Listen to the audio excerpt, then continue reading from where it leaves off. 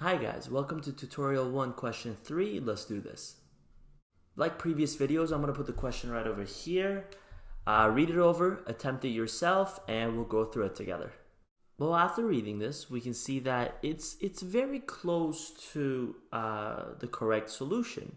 I mean, this question is similar to tutorial 1, question 1 video, where we just have to say if the attempt is good or not. As a reminder, this attempt is a good one, but there's one issue. There's literally one issue with it.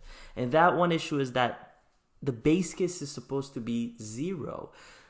It starts the attempt with a set S of size n equals 1 has 2 subsets, and this as required.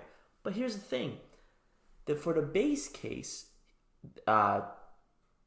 the n is supposed to equal to 0, which is the empty set itself, and they were supposed to use that base case to prove their next cases and on in their inductive step.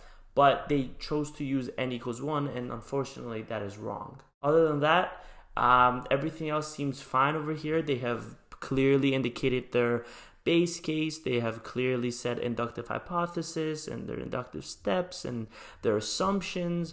Everything else looks good. Alright guys, that'll be all for this question. I'll see you guys in the next video.